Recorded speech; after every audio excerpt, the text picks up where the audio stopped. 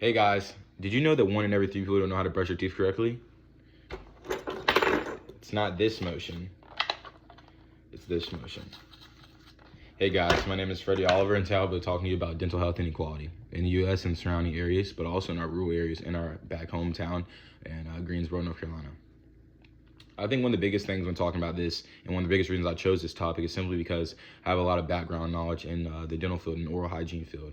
My mom's been a dental hygienist for over 40 years, and she's really shared some insights with me, as well as gave me personal encounters and stuff she's interacted with in her work of this the type of stuff she runs into, the people she runs into, the interactions. So as I talk to you today about this, I just wanted to let you know the reason I chose the topic is because I feel like I'm really well addressed in it, and I really enjoy just speaking about this topic and what it kind of has to offer. I think one of the biggest things that when we're talking about this topic is 3 main points. The issues that arise, what can we do about the issues, and then what can we do to not only help the issues, but what can we do to make a lasting impact on these issues. And then lastly, we'll talk about some self-esteem and why some people don't go to the dental office, or fear the dental office, or don't like oral hygiene, or the pre-connotative thoughts in their mind don't let them kind of go get their teeth clean, or if they can't get their teeth clean financially. I think that's one of the biggest things when talking about dentistry, and knowing that is a box of toothpaste and a toothbrush is not $1 anymore. Yeah, you can get it from the Dollar Tree, but that toothpaste is probably gonna last you, a couple of days, couple of weeks. Dentistry and as a whole is a very expensive thing. All healthcare is. And I think trying to find ways to not only benefit people and help people with their healthcare and dental care, oral hygiene is a big issue in the world, but I think it's something that needs to be taken very seriously.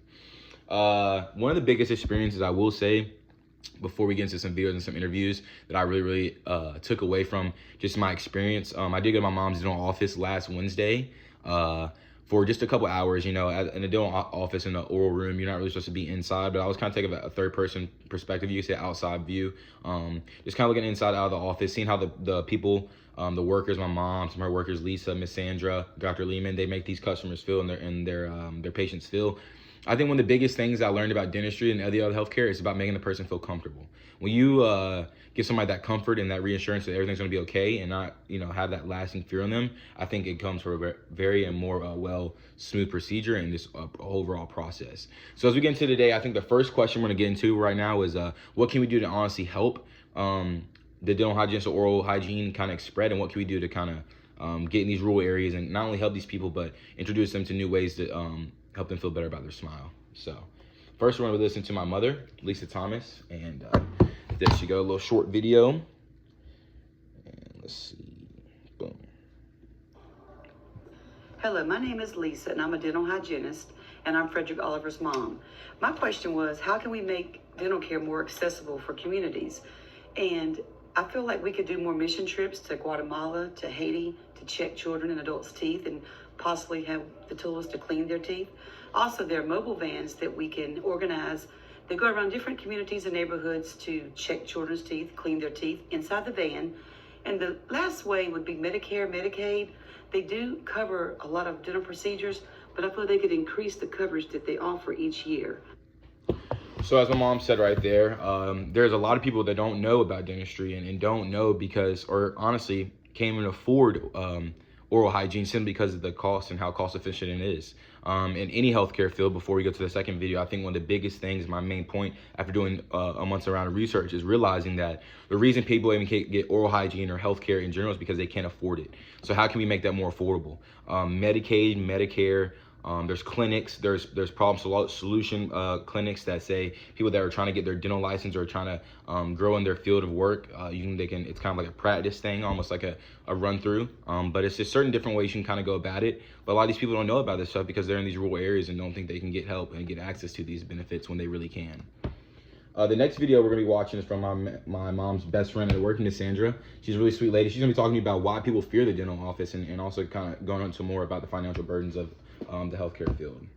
When we are speaking of dental treatment with people, is number one, fear, anxiety, all of the things that people think about with having treatment done, and the fear of the unknown, and especially if they've had past traumas.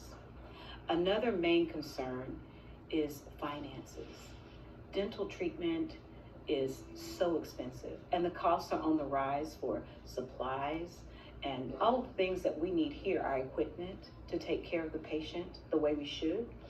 Those costs arise, so of course they get passed along to the patient. I think a big thing that Miss Sandra talked about there was just talking about the cost and the cost effectiveness she has on people and their patients. A scalpel tool or a tool to get tartar out of a person's mouth is not $1. This is $15-$20 just to get, and then have to sterilize and clean it every day. As I went to the office, this was some of the things I learned, but some of the reasons why I realized dentistry and oral hygiene is on the rise and is so expensive as it is. And the last question I want to answer myself after getting a personal view and perspective of it is, what can we do to change? We can never do enough to change, but what we can do is step out in these rural areas and make a lasting impact, whether that's giving money, giving our time, or giving our effort. Thank you so much.